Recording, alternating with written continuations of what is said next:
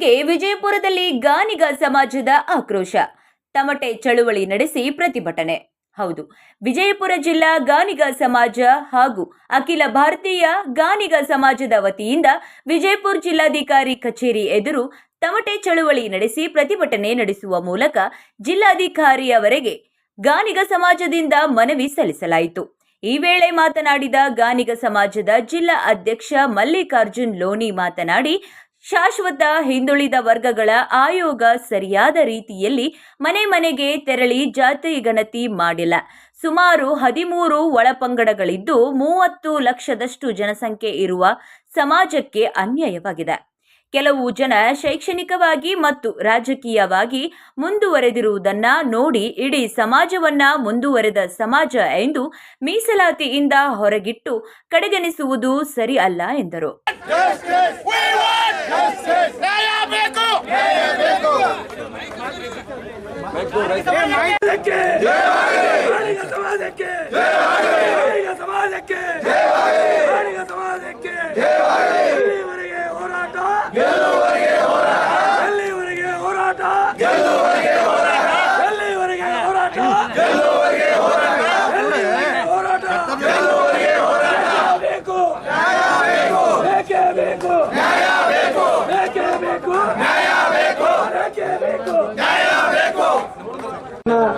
ಸರಿಪಡಿಸಬೇಕು, ಅದರಲ್ಲಿ ನಮ್ಮ ಸಮಾಜಕ್ಕೆ ಆಗಿರತಕ್ಕಂಥ ಅನ್ಯಾಯವನ್ನ ಖಂಡಿಸ್ತೀವಿ ಅಂತ ಹೇಳಿ ಇವತ್ತು ಮಾನ್ಯ ಜಿಲ್ಲಾಧಿಕಾರಿಗಳು ವಿಜಯಪುರ ಅವರ ಮುಖಾಂತರ ಘನವೆತ್ತ ರಾಷ್ಟ್ರಪತಿ ಈ ಎಲ್ಲ ಜಿಲ್ಲೆಗಳಲ್ಲಿ 23,000 ಲಿಂಗಾಯತ ಗಾಣಿಗರಂದ್ರೆ ಇದು ನಿಜವಾಗಿಯೂ ಸತ್ಯಕ್ಕೆ ಅತಿ ದೂರವಾಗಿದೆ.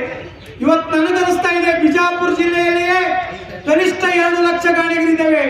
ಅದೇ ರೀತಿ ಬಾಗಲಕೋಟೆ ಜಿಲ್ಲೆಯಲ್ಲಿಯೂ 2 ಲಕ್ಷ, ಇದೇ ಅವಳಿ ಜಿಲ್ಲೆಯಲ್ಲಿ 4 ಲಕ್ಷ ಜನ ಗಾಣಿಗರಿದ್ದೇವೆ. ಅದೇ ರೀತಿ ಗುಲ್ಬರ್ಗದ ಜವರ್ಗಿ ತಾಲೂಕು ಇರ್ಬೋದು, ಅಫಜಲ್ಪುರ ತಾಲೂಕು ಇರ್ಬೋದು, ಕೊಪ್ಪಳ ಜಿಲ್ಲೆ ಇರ್ಬೋದು, ಹಿಂಗೆ ಅನೇಕ ಯಾದಗಿರಿ, ರಾಯಚೂರು, ಪ್ರತಿಯೊಂದು ಜಿಲ್ಲೆಯಲ್ಲಿ ಬೆಳಗಾಮು ಈ ಗಾಣಿಗ ಸಮಾಜ ಇದೆ. ನೀವು ಇದು ಅತಿ ಕಡಿಮೆ ತೋರಿಸಿ ನಮಗೆ ಸಾಮಾಜಿಕ ನ್ಯಾಯವನ್ನು ಕೊಡುವುದರಲ್ಲಿ ಅನ್ಯಾಯವಾಗ್ತಾ ಇದೆ. ಇವತ್ತಿನವರೆಗೆ ಉತ್ತರ ಕರ್ನಾಟಕದ ಲಿಂಗಾಯತ ಗಾಣಿಗರಾಗಲಿ ನಿಮ್ಮ ಸಮಾಜದ ಅಭಿವೃದ್ಧಿಗಾಗಲಿ ಯಾವುದೇ ಸರ್ಕಾರ 10 ರೂಪಾಯಿ ಅನುದಾನವನ್ನು ಕೊಟ್ಟಿಲ್ಲ. ನನಗೆ ನೋವಿದೆ. ನಾನು ಸಮಾಜದ ರಾಜ್ಯಾಧ್ಯಕ್ಷನೂ ಹೌದು. ಇವತ್ತು ಜಿಲ್ಲಾ ಕಾಂಗ್ರೆಸ್ ಅಧ್ಯಕ್ಷನಾಗಿ ನಮ್ಮ ಪಕ್ಷದ ನಾಯಕರಿಗೆ, ಮುಖ್ಯಮಂತ್ರಿಗಳಿಗೆ ಮನವಿ ಮಾಡ್ತೀನಿ, ಸ್ವತಂತ್ರ ಸಿಕ್ಕು ಇಷ್ಟು ದಿನಗಳಾದ್ರೂ ನಮ್ಮ ಕಾಂಗ್ರೆಸ್ ಪಕ್ಷದಿಂದ ಒಬ್ರು ಸಚಿವರಾಗಿಲ್ಲ. ನೀವು ಅರ್ಥ ಮಾಡ್ಕೊಳ್ಳಿ, ರಾಜಕೀಯವಾಗಿ ಗಾಣಿಗ ಸಮಾಜ ಎಷ್ಟೊಂದು ಹಿಂದುಳಿದಿದೆ ಅನ್ನೋದನ್ನ. ಆರ್ಥಿಕವಾಗಿ ನಾವು ಬೆರಳೆಣಿಕೆಯಷ್ಟು ನಗರ ಪ್ರದೇಶದಲ್ಲಿ ಇರ್ತಕ್ಕಂಥವ್ರು ಶ್ರೀಮಂತರು ಇರ್ಬೋದು, ಗ್ರಾಮೀಣ ಭಾಗದಲ್ಲಿ ನಮ್ಮ ಬಡ ಮಕ್ಕಳ ವಿದ್ಯಾರ್ಥಿಗಳಿಗೆ ವ್ಯಾಸಂಗ ಮಾಡ್ಬೇಕಂದ್ರೆ ಒಂದು ವಸತಿ ನಿಲಯಗಳಿಲ್ಲ. ಇಂಥ ಅನೇಕ ತೊಂದರೆಗಳಲ್ಲಿ ನಾವಿದ್ದೇವೆ. ನಮಗೆ ನೀವು ನ್ಯಾಯಯುತವಾಗಿ ಈ ಸಮಾಜ ಎಷ್ಟಿದೆ ಅಂತ ಹೇಳಿ ಅಂಕಿ ಅಂಶವನ್ನು ಕೊಡುವಂದ್ರೆ ನಮ್ಗೆ 6 ತಿಂಗಳು ಟೈಮ್ ಕೊಟ್ರೆ ಇಡೀ ರಾಜ್ಯದಲ್ಲಿ ಮನಿ ಜನಗಣತಿಯನ್ನು ಮಾಡಿ ನಾವೇ ಸರ್ಕಾರಕ್ಕೆ ವರದಿಯನ್ನು ಕೊಡ್ತೇವೆ. ಇಲ್ಲ ಅಂದ್ರೆ ಈ ಕೊಟ್ಟಂತ ವರದಿಯನ್ನ ನೀವು ಮರುಪರಿಶೀಲನೆಗೆ ಹಾಕಿ ಈ ಸಮಾಜಕ್ಕೆ ನ್ಯಾಯವನ್ನು ಒದಗಿಸಿಕೊಡ್ತೀರಿ ಅಂತೇಳಿ ಸನ್ಮಾನ್ಯ ಶ್ರೀ ಸಿದ್ದರಾಮಯ್ಯ ಸಾಹೇಬರು, ತಾವು ಹಿಂದುಳಿದ ವರ್ಗದ ನಾಯಕರು, ನಾವು ನಿಮ್ಮ ಜೊತೆಗೆ ಹಿಂದುಳಿದ ವರ್ಗದ ಜನ ಇದ್ದೇವೆ, ನಿಮ್ಮ ಜೊತೆಗೆ ನಮ್ಮನ್ನು ಕರ್ಕೊಂಡು ಹೋಗ್ತೀರಿ ಅಂತಕ್ಕಂಥ ಅಪಾರ ವಿಶ್ವಾಸ ಈ ಸಮಾಜ ನಿಮ್ಮ ಮೇಲೆ ಇಟ್ಟಿದೆ. ಅದನ್ನು ತಾವು ಉಳಿಸ್ಕೊಂಡು ಹೋಗಿ ಈ ಸಮಾಜದ ನ್ಯಾಯಯುತ ಬೇಡಿಕೆಗಳಾದಂತ ಈ ಸಮಾಜದ ಶೈಕ್ಷಣಿಕ ಅಭಿವೃದ್ಧಿ, ಸಾಮಾಜಿಕ ಅಭಿವೃದ್ಧಿ, ರಾಜಕೀಯ ಅಭಿವೃದ್ಧಿಗಾಗಿ ತಾವು ನಮಗೆ ಸಹಾಯವನ್ನು ಮಾಡಬೇಕು.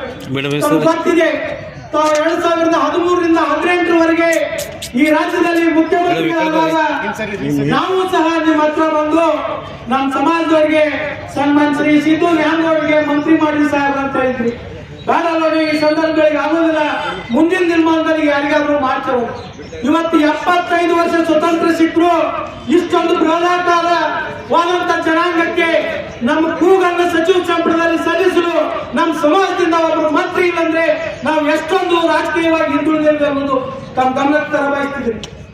ಮಾನ್ಯ ಮುಖ್ಯಮಂತ್ರಿಗಳು, ಮಾನ್ಯ ಉಪಮುಖ್ಯಮಂತ್ರಿಗಳು, ಸಚಿವ ಸಂಪುಟದ ಎಲ್ಲ ಗೌರವಾನ್ವಿತ ಸಚಿವರು, ನೀವು ನಾಳಿನ ದಿವಸ ಈ ಸಮಾಜಕ್ಕೆ ನ್ಯಾಯವನ್ನು ಕೊಡ್ತಕ್ಕಂಥ ಒಂದು ವಿಷಯಕ್ಕೆ ಸ್ಪಂದಿಸ್ತೀರಿ ಅಂತಕ್ಕಂಥ ವಿಷಯವನ್ನು ಇಟ್ಕೊಂಡು ಇವತ್ತು ಮಾನ್ಯ ವಿಜಯಪುರದ ಜಿಲ್ಲಾಧಿಕಾರಿಗಳ ಮುಖಾಂತರ ತಮಗೂ ತಮ್ಮ ಸಚಿವ ಸಂಪುಟದ ಸಹೋದ್ಯೋಗಿಗಳಿಗೂ ಉಪಮುಖ್ಯಮಂತ್ರಿಗಳಿಗೂ ಮುಖ್ಯಮಂತ್ರಿಗಳಿಗೂ ರಾಜ್ಯಪಾಲರಿಗೂ ರಾಷ್ಟ್ರಪತಿಗಳಿಗೂ ಪ್ರಧಾನಮಂತ್ರಿಗಳಿಗೂ ಒಂದು ಬೇಡಿಕೆಯನ್ನು ಕೊಡ್ತಾ ಇದ್ದೇವೆ. ಮಾನ್ಯ ಜಿಲ್ಲಾಧಿಕಾರಿಗಳಾಗಿ ಪರವಾಗಿ ಆಗಮಿಸಿದಂತ ಗೌರವಾನ್ವಿತ ಅಧಿಕಾರಿಗಳು ಈ ನಮ್ಮ ಬೇಡಿಕೆಯನ್ನ ತ್ವರಿತವಾಗಿ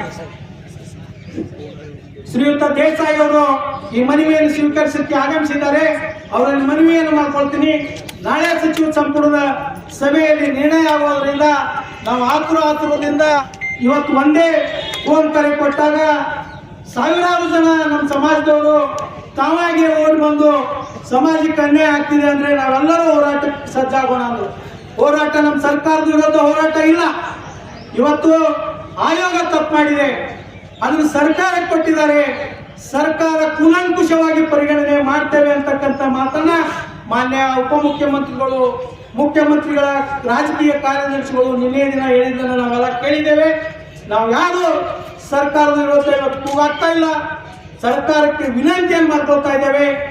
ನಮ್ಮ ಈ ಒಂದು ಮನವಿಯನ್ನ ಮನ್ನಿಸಿ ಇದು ಮರುಪರಿಶೀಲನೆ ಮಾಡಬೇಕು. ಮಾಡದೆ ಹೋದರೆ ನಾವು ಪೂಜ್ಯ ಗುರುಗಳ ನೇತೃತ್ವದಲ್ಲಿ ನಮ್ಮ ಸಮಾಜದ ಎಲ್ಲ ಮುಖಂಡರು ಇಡೀ ರಾಜ್ಯ ಪ್ರವಾಸವನ್ನು ಮಾಡಿ ಬೆಂಗಳೂರಿನಲ್ಲಿ ಬೃಹತ್ ಹೋರಾಟ ಮಾಡುವುದರ ಮುಖಾಂತರ ನಮ್ಮ ಸಮಾಜಕ್ಕೆ ಅನ್ಯಾಯವಾದದ್ದನ್ನು ಪ್ರತಿಭಟಿಸಬೇಕಾಗ್ತದೆ. ಅಂತ ಒಂದು ದುಸ್ಸಾಹಸಕ್ಕೆ ನಾವು ಹೋಗದ ಹಾಗೆ ತಾವೆಲ್ಲರೂ ಇದೇ ಹಂತದಲ್ಲಿ ನ್ಯಾಯವನ್ನು ಒದಗಿಸಬೇಕು ಅಂತೇಳಿ ಮತ್ತೊಮ್ಮೆ ಮನವಿಯನ್ನು ತಮ್ಮಲ್ಲಿ ಮಾಡಿಕೊಂಡು ಈ ಮಾಧ್ಯಮದ ಎಲ್ಲ ಸ್ನೇಹಿತರಿಗೆ ಈ ಒಂದು ಸಮಾಜಕ್ಕೆ ಆದಂತ ಅನ್ಯಾಯವನ್ನ ತಾವು ಸಾರ್ವಜನಿಕರಿಗೂ ಮತ್ತು ಸರ್ಕಾರದ ಗಮನ ತಂದು ಈ ಸಮಾಜಕ್ಕೆ ನ್ಯಾಯ ಕೊಡಿಸ್ತೀರಿ ಅಂತಕ್ಕಂಥ ಮನವಿಯನ್ನು ಸಹ ನಾ ಎಲ್ಲ ಮಾಧ್ಯಮದ ಸ್ನೇಹಿತರಿಗೆ ವಂದನೆಗಳನ್ನು ಸಲ್ಲಿಸಿ ಈ ಮನವಿಯನ್ನ ನಮ್ಮ ಜಿಲ್ಲಾ ಅಧ್ಯಕ್ಷರಾದ ಶ್ರೀಯುತ ಬಿ ಪಾಸೋಡಿ ಸರ್ ಅವರು, ಗೌರವಾಧ್ಯಕ್ಷರಾದ ಇದನ್ನು ಮಾನ್ಯ ಜಿಲ್ಲಾಧಿಕಾರಿಗಳ ಗಮನಕ್ಕೆ ತೆಗೆದುಕೊಂಡು ಬಂದು ಇದನ್ನು ಮಾನ್ಯ ಸರ್ಕಾರಕ್ಕೆ ನಾವು ಕಳಿಸ್ತೀವಿ ಅಂತ ಹೇಳ್ತೀವಿ.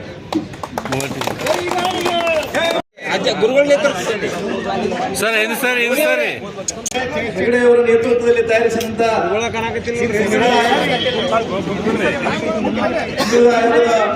ವರದಲ್ಲಿರುವಂತಹ ಅಂಶಗಳನ್ನ ಸತ್ಯಾಂಶಗಳನ್ನ ಸರಿಪಡಿಸಬೇಕು.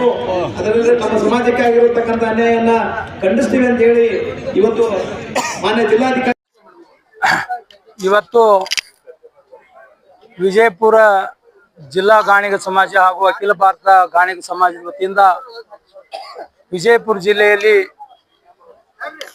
ಗಾಣಿಗ ಸಮಾಜಕ್ಕೆ ಹಿಂದುಳಿದ ವರ್ಗಗಳ ಜಾತಿ ಜನಗಣತಿಯ ಸಂದರ್ಭದಲ್ಲಿ ಅನ್ಯಾಯವಾಗಿದೆ ಅಂತಕ್ಕಂಥ ವಿಷಯ ಕುರಿತು ಚರ್ಚೆಗೆ ಕರೆದಾಗ ಬಹಳಷ್ಟು ಜನ ನಿಜವಾಗಿ ನಮ್ಮ ಜನಸಂಖ್ಯೆ ಈ ರಾಜ್ಯದಲ್ಲಿ 30 ಲಕ್ಷಕ್ಕೂ ಮಿಗಿಲಾಗಿದೆ. ಆದರೆ ಕೇವಲ 6,80,000 ಜನಸಂಖ್ಯೆಯನ್ನು ತೋರಿಸಿರೋದ್ರಿಂದ ಈ ಸಮಾಜಕ್ಕೆ ಈ ಜನಗಣತಿಯಲ್ಲಿ ಅನ್ಯಾಯವಾಗಿದೆ. ಪ್ರಾಯಶಃ ಶಾಶ್ವತ ಹಿಂದುಳಿದ ಆಯೋಗ ಮನೆ ಮನೆಗೆ ತೆರಳಿ ನಮ್ಮ ನೈಜ ಸ್ಥಿತಿಗತಿಗಳನ್ನು ಅವರು ಕೇಳಿ ವರದಿಯನ್ನು ಕೊಟ್ಟಿಲ್ಲ. ನಮಗನ್ನಿಸ್ತಾ ಇದೆ ಅವ್ರು ಎಲ್ಲೇ ಒಂದು ಕಡೆ ಆಫೀಸ್ನಲ್ಲಿ ಕೂತ್ಕೊಂಡು ಅಂದಾಜು ಅಂಕಿ ಸಂಖ್ಯೆಗಳನ್ನು ಬರೆದು ಈ ವರದಿಯನ್ನು ಕೊಟ್ಟಿದ್ದಾರೆ.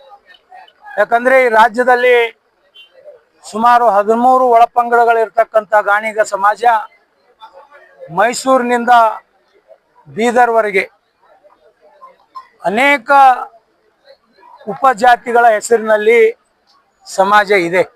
ಇವತ್ತು ಜ್ಯೋತಿಪಣ ಗಾಣಿಗರಾಗಿರ್ಬೋದು, ಶಿವಜ್ಯೋತಿಪಣ ಗಾಣಿಗರಾಗಿರ್ಬೋದು, ನಗರ ವೈಶ್ಯ ಜ್ಯೋತಿಪಣಗಳ ಗಾಣಿಗರಾಗಿರ್ಬೋದು, ಅಥವಾ ಶೆಟ್ಟಿ ಗಾಣಿಗರಾಗಿರ್ಬೋದು, ದೇವ ಗಾಣಿಗರಾಗಿರ್ಬೋದು, ತೇಲಿ ಗಾಣಿಗರಾಗಿರ್ಬೋದು, ಕಲಶೆಟ್ಟಿ ಗಾಣಿಗರು, ಪಂಚಮ ಗಾಣಿಗರು, ಸಜ್ಜನ ಗಾಣಿಗರು, ಕರಿಕುಲ ಗಾಣಿಗರು, ಹಿಂಗ ಅನೇಕ ನಮಗೆ ಉಪಪದಗಳನ್ನ ಹೇಳಿ ಗಾಣಿಗರನ್ನು ಕರೀತಾ ಇದ್ದಾರೆ. ಆದ್ರೆ ನಮ್ಮೆಲ್ಲರ ವೃತ್ತಿ ಗಾಣದ ಎಣ್ಣೆಯನ್ನು ತೆಗೆದು ಈ ಸಮಾಜದ ಎಲ್ಲ ಜನಾಂಗದ ಮನೆಗಳಲ್ಲಿ ದೀಪವನ್ನು ಉರಿತಕ್ಕಂಥ ಕೆಲಸವನ್ನು ನಾವು ಮಾಡಿದ್ದೇವೆ. ಆದ್ರೆ ಇವತ್ತು ದುರ್ದೈವ, ನಮ್ಮ ಸಮಾಜಕ್ಕೆ ಎಲ್ಲಿ ದೀಪ ಇರುತ್ತೆ ಅದ್ರ ಬುಡಕ್ಕೆ ಕತ್ತಲಿರೋ ಹಾಗೆ ಎಲ್ಲ ಕಡೆ ಎಲ್ಲರ ಮನೆಯಲ್ಲಿ ದೀಪ ಹಚ್ಚಿದಂತ ಗಾಣಿಗ ಸಮಾಜಕ್ಕೆ ಕತ್ಲಲ್ಲಿ ಇರ್ತಕ್ಕಂಥ ಸಂದರ್ಭ. ಯಾಕೆ ಈ ಮಾತನ್ನು ಹೇಳ್ತೀನಿ ಅಂದ್ರೆ, ಸರ್ಕಾರ ಹಿಂದುಳಿದ ಸಮಾಜಗಳಿಗೆ ಅನೇಕ ಸವಲತ್ತುಗಳನ್ನು ಕೊಟ್ಟಿದ್ದಾರೆ. ಆದರೆ ಗಾಣಿಗ ಸಮಾಜಕ್ಕೆ ಇಲ್ಲಿವರೆಗೆ ನಮ್ಮ ರಾಜಕೀಯ ಮುಖಂಡರು ಕೇಳಿಲ್ಲ ಅಂತ ಗೊತ್ತಿಲ್ಲೋ, ಕೇಳಿದಾರಂತ ಗೊತ್ತಿಲ್ಲೋ, ಯಾವುದೇ ₹1 ಅನುದಾನವನ್ನು ಕೊಟ್ಟಿರುವುದು ನಾವು ಕೇಳಿಲ್ಲ ಅಥವಾ ಪಡೆದಿಲ್ಲ. ಅದೇ ರೀತಿ ಶೈಕ್ಷಣಿಕವಾಗಿ ನಮ್ಮ ಮಕ್ಕಳನ್ನ ಗ್ರಾಮೀಣ ಭಾಗದಲ್ಲಿರ್ತಕ್ಕಂಥ ಹಳ್ಳಿಯಲ್ಲಿರ್ತಕ್ಕಂಥ ವಿದ್ಯಾರ್ಥಿನಿಯರು ಪಟ್ಟಣ ಪ್ರದೇಶಕ್ಕೆ ಬಂದು ವ್ಯಾಸಂಗ ಮಾಡಬೇಕಾದ್ರೆ ಅವರಿಗೆ ಪ್ರತ್ಯೇಕವಾದಂಥ ವಸತಿ ನಿಲಯಗಳಿಲ್ಲ. ಇವತ್ತು ರಾಜಕೀಯವಾಗಿ 75 ವರ್ಷಗಳಲ್ಲಿ ನಮ್ಮದೇ ಪಕ್ಷ ಕಾಂಗ್ರೆಸ್ ಪಕ್ಷದಲ್ಲಿ ಒಬ್ಬರು ಸಚಿವರಾಗಿಲ್ಲ. ಈ ಎಲ್ಲವನ್ನು ನೋಡಿದಾಗ ಡಾಕ್ಟರ್ ಬಾಬಾ ಸಾಹೇಬ್ ಅಂಬೇಡ್ಕರ್ ಅವರು ಸಂವಿಧಾನವನ್ನು ರಚನೆ ಮಾಡುವ ಸಂದರ್ಭದಲ್ಲಿ ತುಳಿತಕ್ಕೆ ಒಳಪಟ್ಟಂತ ಸಮಾಜಗಳು ಯಾರು ರಾಜಕೀಯವಾಗಿ, ಸಾಮಾಜಿಕವಾಗಿ, ಶೈಕ್ಷಣಿಕವಾಗಿ ಹಿಂದುಳಿದಾರೆ ಅವರಿಗೆ ನ್ಯಾಯವನ್ನು ಒದಗಿಸಿಕೊಡ್ಬೇಕು ಅಂತೇಳಿ ಮೀಸಲಾತಿ ಅಂತಂದ್ರು. ಅಂತ ಮೀಸಲಾತಿಯಿಂದ ನಾವು ಇವತ್ತು ವಂಚಿತರಾಗಿದ್ದೀವಿ. ನೀವು ಮತ್ತೆ ನಮ್ಮ ಜನಸಂಖ್ಯೆಯನ್ನ ನೀವು ಕಡಿಮೆ ತೋರಿಸಿ, ಈ ಕಡಿಮೆ ಜನಸಂಖ್ಯೆಯಲ್ಲಿ ಅಲ್ಪ ಸ್ವಲ್ಪ ಯಾರಾದ್ರೂ ನೌಕರಿ ಹೋಗಿದ್ರು, ಜಿಲ್ಲಾ ಪಂಚಾಯತ್ ತಾಲೂಕ್ ಪಂಚಾಯತಿ ಆಗಿದ್ರು, ಅದನ್ನ ನೋಡ್ಕೊಂಡು ನೀವು ರಾಜಕೀಯವಾಗಿ ಮುಂದುವರೆದಿದ್ರಿ, ಶೈಕ್ಷಣಿಕವಾಗಿ ಮುಂದುವರೆದಿದ್ರಿ, ನೀವು ಮೀಸಲಾತಿಯಿಂದ ಹೊರಗಿಡ್ರಿ ಅಂತಂದ್ರೆ ನಮಗೆ ಬಹಳಷ್ಟು ಅನ್ಯಾಯ ಆಗ್ತದೆ. ನಮಗೆ ಮೊಟ್ಟ ಮೊದಲು ಸರ್ಕಾರದಲ್ಲಿ ವಿನಂತಿ ಇದೆ, ನೀವು ಹಿಂದುಳಿದ ಆಯೋಗದ ಏನು ವರದಿ ಇದೆ ಇದನ್ನು ತಿರಸ್ಕಾರ ಮಾಡಿ ಈ ಗಾಣಿಗದ ಸಮಾಜದ ನೈಜ ಜನಸಂಖ್ಯೆ ಎಷ್ಟಿದೆ ಅನ್ನೋದನ್ನ ಮತ್ತೊಮ್ಮೆ ಪರಿಶೀಲನೆ ಮಾಡಿ. ಇಲ್ಲ ಅಂದ್ರೆ ಸಮಾಜಕ್ಕೆ ಅದನ್ನ ಒಪ್ಪಿಸ್ರಿ, 6 ತಿಂಗಳು ಟೈಮ್ ಕೊಡ್ರಿ. ನಾನು ಇಡೀ ರಾಜ್ಯವನ್ನು ಸುತ್ತಿ ನಮ್ಮ ಸಮಾಜದ ಮನೆಯ ಒಂದು ವರದಿಯನ್ನು ತರಿಸ್ಕೊಂಡು ಕಿಸಿದ್ರೆ ನಾನು ಸರ್ಕಾರಕ್ಕೆ ನಾವು 30 ಲಕ್ಷಕ್ಕಿಂತ ಹೆಚ್ಚಿದ್ದೇವೆ ಅಂತಕ್ಕಂಥ ವರದಿಯನ್ನ ನಾವು ಸರ್ಕಾರಕ್ಕೆ ಕೊಡ್ತಕ್ಕಂಥ ಕೆಲಸ ಮಾಡ್ತೇವೆ. ಬೇಡಿಕೆ ಹಿಡಿದೇ ಹೋದ್ರೆ, ಅನ್ಯಾಯ ಆಗೋದು ನಿಜನೇ ಆದ್ರೆ ನಾವು ಮುಂದಿನ ದಿನಮಾನದಲ್ಲಿ ಈ ಸಮಾಜ ರಾಜ್ಯದಲ್ಲಿ ಈಗಾಗಲೇ ಸಂಘಟನೆ ಮಾಡಿದ್ದೇವೆ. ಏನು 13 ಎಲ್ಲ ಪಂಗಡದವರು ಒಂದಾಗಿ ಸಭೆ ಸಮಾರಂಭಗಳನ್ನು ಈಗಾಗಲೇ ಬೆಂಗಳೂರಿನಲ್ಲಿ ಸುಮಾರು ಸಲ ಮಾಡಿದ್ದೇವೆ. ಬೆಂಗಳೂರಿನಲ್ಲಿ ಕರೆ ಕೊಟ್ಟು ನಮ್ಮ ಬೇಡಿಕೆ ಈಡೇರುವವರೆಗೆ ಹೋರಾಟ ಮಾಡ್ತೇವೆ. ನಾನು ಮಲ್ಲಿಕಾರ್ಜುನ್ ಲೋಣಿ ಅಂತೇಳಿ ಅಖಿಲ ಭಾರತ ಗಾಣಿಗ ಸಮಾಜ ಸಂಘ ಹುಬ್ಬಳ್ಳಿ ಘಟಕದ ಕಾರ್ಯಾಧ್ಯಕ್ಷನಾಗಿ ಸುಮಾರು 5 ವರ್ಷಗಳಿಂದ ಕೆಲಸ ಮಾಡ್ತಾ ಇದ್ದೀನಿ.